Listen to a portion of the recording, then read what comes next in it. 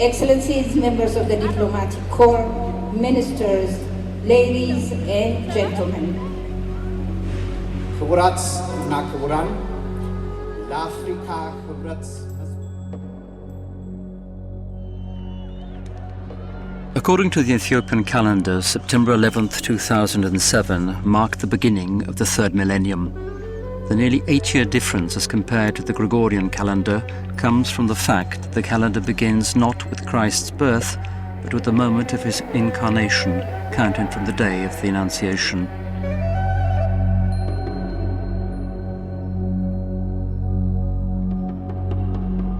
I hope the new millennium will be an era of peace and prosperity to all of us, and my best wishes for a peaceful and wonderful Ramadan too. Thank you.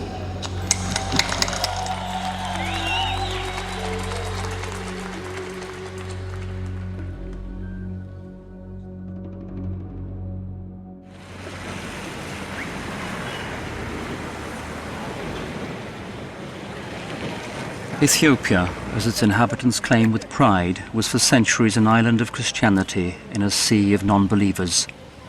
Today, however, the island is beginning to founder in a landscape increasingly dominated by Islam. In 1950, Muslim made up 25% of Ethiopia's population.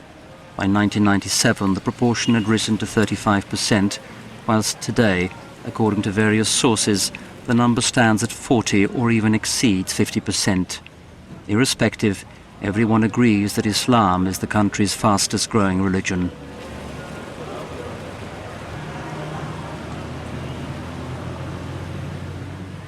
Islam came to Ethiopia in the 7th century, and then slowly it expanded itself. Now, the last 10 years, politically, the Muslims have been involved. We have a good number of Muslim ministers, Muslim parliamentarians, Muslim ambassadors, also a good number of regional state presidents.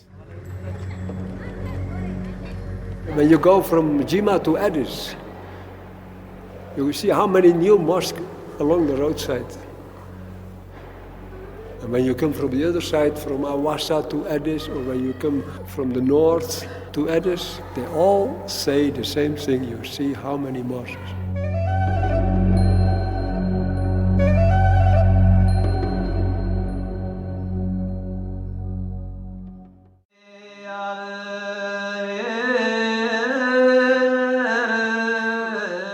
As recorded in the Acts of the Apostles and as recounted by historians, Christianity reached Ethiopia in the 1st century. Shortly after Christ's death, Deacon Philip found himself at the court of Ethiopia's Queen of Candace, where he met a courtier who became a Christian. On returning to Ethiopia, he recounted all to his sovereign, who also adopted the Christian faith, was baptized, and introduced Christianity throughout her kingdom. And so David's prophecy was fulfilled. Ethiopia will rise and extend its hands to God. 300 years later, Christianity once again reached Ethiopia thanks to brothers, Odysseus and Frumentius, Phoenician Christians who traveled throughout the Red Sea area.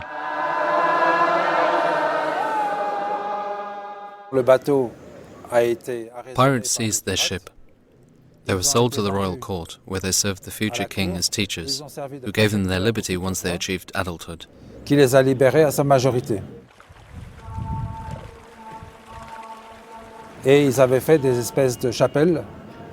built kind of chapels in order to support their Christian faith. They spoke about their faith.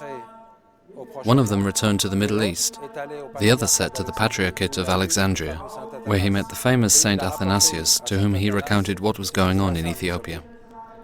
Saint Athanasius consecrated him a bishop and sent him back to Aksum in Ethiopia.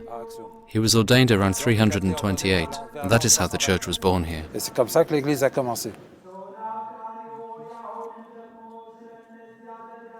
Ethiopia was the second Christian state to make Christianity a state religion after Armenia. So it is quite old. In the 4th century it became official. King Ezana's conversion, Odysseus and Frumentius' former disciple, proved decisive in shaping Ethiopia's culture and history setting it apart from the rest of Africa. The king built many churches and spread the Christian faith throughout Abyssinia. The people called him Abba Salama, Father of Peace, title still given the head of the Abyssinian church. Christianity developed unhindered up until the 6th century, when the Persians occupied the whole of the Middle East, depriving Ethiopia access to the Red Sea.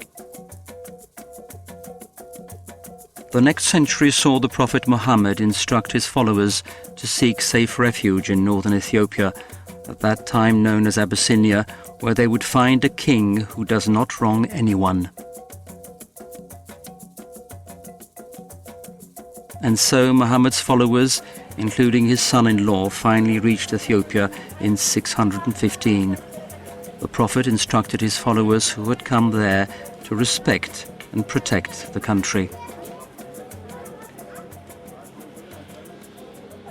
Ethiopia, it has a very ancient culture which unites elements from the ancient Middle East and Africa. It's a country where all the original Abrahamic religions, Judaism and Islam and Christianity, flourished and coexisted from a very early time, and where they had a special nature which was different. For example, the traditional nature of Ethiopian Orthodox Christianity is much closer to Islam and Christianity in its practices and observance than Western Christianity.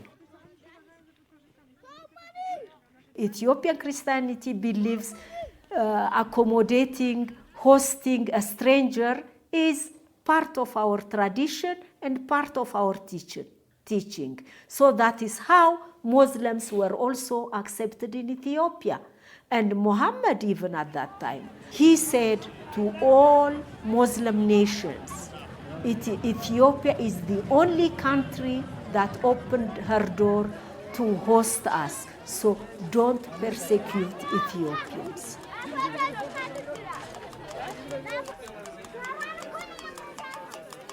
Relations between the Ethiopians and the Muslims have historically remained cordial, with mutual trade and mutual religious tolerance, some of which grew out of real religious similarities.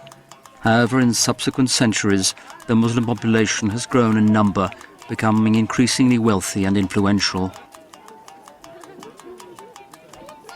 As early as the 10th century, Harar, a major commercial centre located in eastern Ethiopia, became the fourth holiest city in the Islam world, with mosques springing up on every corner.